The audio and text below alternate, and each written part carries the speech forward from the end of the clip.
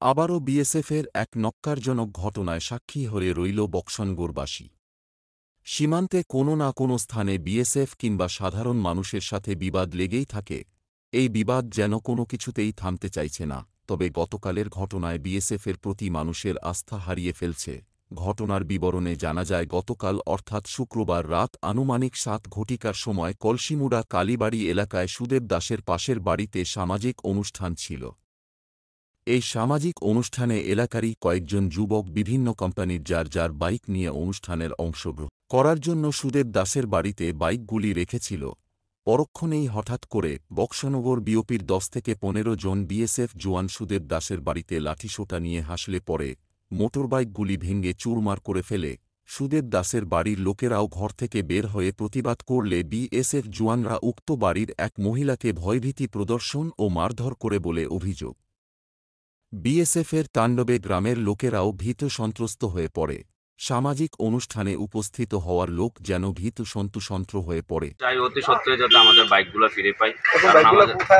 আমাদের বিভিন্ন কাজে আমাদের ব্যাঘাত ঘটছে, আমরা যাওয়া আসা করতে পারছি না, হেঁটে যাওয়া আসা চলছে। বাইক তাড়াতাড়ি দরকার। কি কাজ করো তুমি? আমি এজ এ জব করি। তুমি?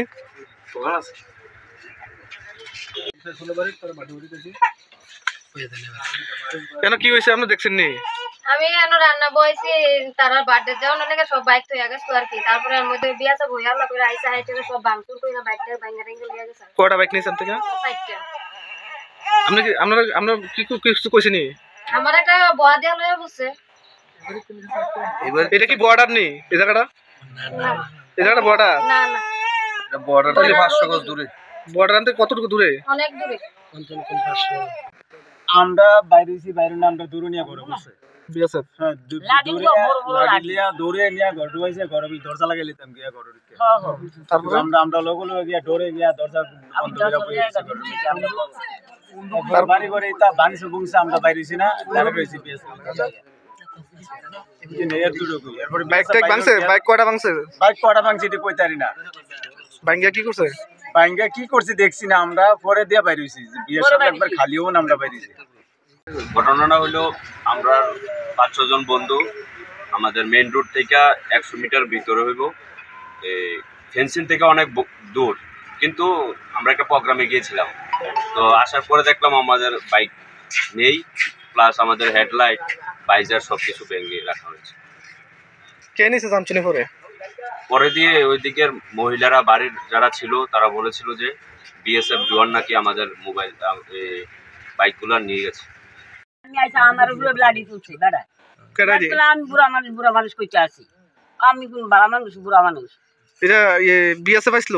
হ্যাঁ হ্যাঁ। কি কইতে চাইছে?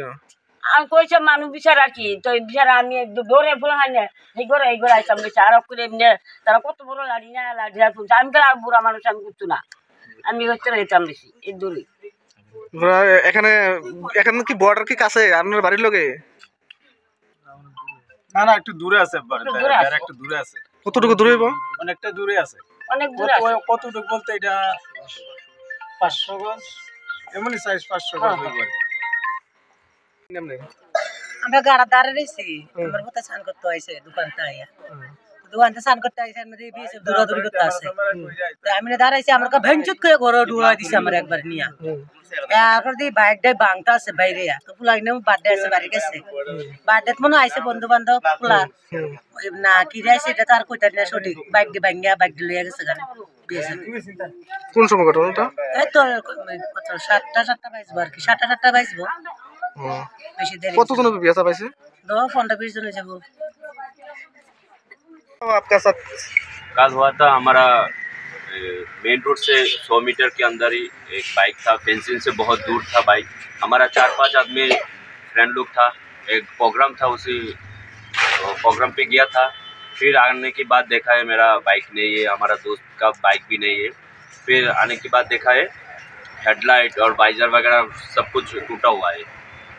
फिर बाद में खोज मिला है वो बाइक बीएसएफ जवान ने लेके चला गया, बट मुझे पता नहीं है किस लिए लेके गया है। तो मुझे जल्दी से बाइक चाहिए। कितनी बाइक थी इसमें? 5 बाइक। कब होएगा इंसिडेंट? 7 बजे कल रात में? करेक्ट 7 बजे वो घटना हुआ। पुलिस वाला को बताया क्या? पुलिस पीएस को इन्फॉर्म किया था और प्रेस को भी इन्फॉर्म किया था उसी टाइम, लेकिन वो प्रेस बिजी था, तो पीएस को हम लोग इन्फॉर्म किया था। तो आने के बाद डायरी करके लिखा है, बोला है एफआईआर करने के लिए।